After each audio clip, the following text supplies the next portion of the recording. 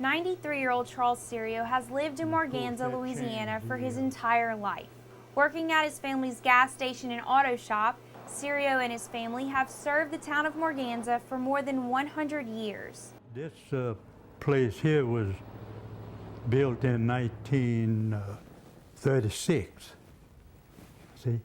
But before this, the Daddy had a garage across the track right in front of where our house is over there.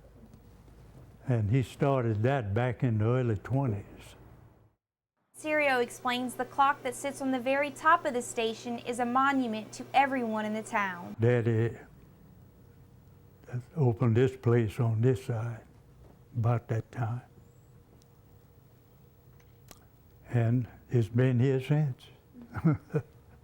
Serio recalls when the Mississippi River's water swept through his dad's garage auto shop during the Great Mississippi Flood of 1927. Of course, at that time, I wasn't but 7 years old, but I do remember a few things. The water started backing up from the Spillway River, coming back toward the Mississippi levee. And when Daddy found out about this, well, the first thing he did was put us in an old Model T Ford and brought us to Baton Rouge. We had relatives there. And we stayed there for about 4 or 5 days a week until after the water had leveled off. The flood claimed 500 people's lives, left 325,000 people homeless, and flooded 16 million acres of land across the United States. We had water, and naturally that was a place to play, and we had plenty water to play with. To prevent a repeat of the 1927 flooding, the United States Congress passed the Flood Control Act of 1928. The act authorized the United States Army Corps of Engineers to build the Morganza floodway as part of the 1928 Mississippi River and Tributaries Project. This is the Morganza Spillway, located at River Mile 280 on the western bank of the Mississippi River. This 4,000-foot structure diverts water from the Mississippi River during major flood events. It stands between the Mississippi and the Morganza floodway, which leads to the Spillway Basin in south-central Louisiana. For almost 60 years, this structure has held back the Mississippi's floodwaters and has only been opened twice, in 1973 and in 2011. Construction of the Morganza Spillway was completed in 1954. Resident of Morganza, Perry Guston worked for the U.S. Corps of Engineers for more than 20 years. Well, I started working in '62. Now a retired farmer, Guston says he remembers the 1973 flood like it was yesterday. Right, and I took crane 2, which is down on the other end of the structure, and moved it to the middle of the structure.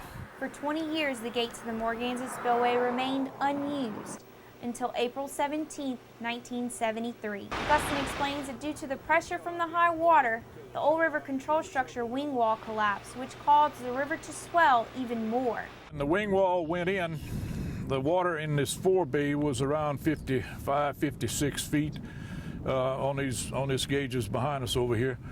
This threatened hundreds of people's homes, camps, and lives. Due to the old river control structure's failure, for the first time in history, the Corps of Engineers opened the Morganza Spillway. Well, in 1973, when we got the orders to open the structure, we started it at 6 o'clock in the morning on I believe it was April the 15th, and we started raising gates 2 at a time, simultaneous, and we opened a third of the structure.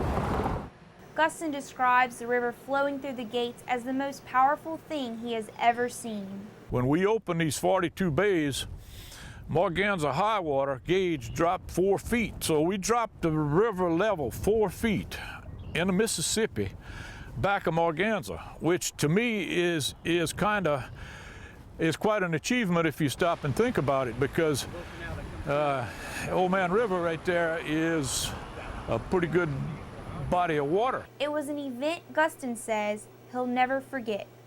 After the 1973 flood, the structure was restored to its original condition. For nearly 4 decades, the gates remained shut, but in late March and mid-April of 2011, the river began to rise. Governor Jindal and the U.S. Corps began watching the Mississippi River closely. Jindal visited towns in the area to prepare them for the opening of the spillway. In many cases, we're going to set records we haven't seen set since 1927. We're going to break some of those records. And it's not just the height of the water. It's the volume and the duration of the water as well. Morganza Spillway Operations Manager Russell Bove says snowmelt and heavy rain were to blame for the steady rising of the Mississippi. And on May 14th, in order to relieve pressure on the Baton Rouge and New Orleans levee systems, the Morganza Spillway was opened for the second time in history. Started getting a bunch of rain events up in the northern portion of the Mississippi River Valley, up in Ohio, Illinois area. And it was enough rain that by May 14th, it necessitated that we would open up the Morganza control structure. Bove explains how the Corps handled the opening of the gates. We ended up opening 17 gate bays at the peak of the flood and was passing 184,000 cubic feet per second through those 17 gate bays. And what that relieved the pressure on the levees and kept the water from getting any higher, and levees could have been overtopped Baton Rouge or closer to New Orleans. As the water made its way to the Atchafalaya Basin, it flooded hundreds of thousands of acres of land and thousands of homes. The 2011 river levels shattered records from any flood before its time.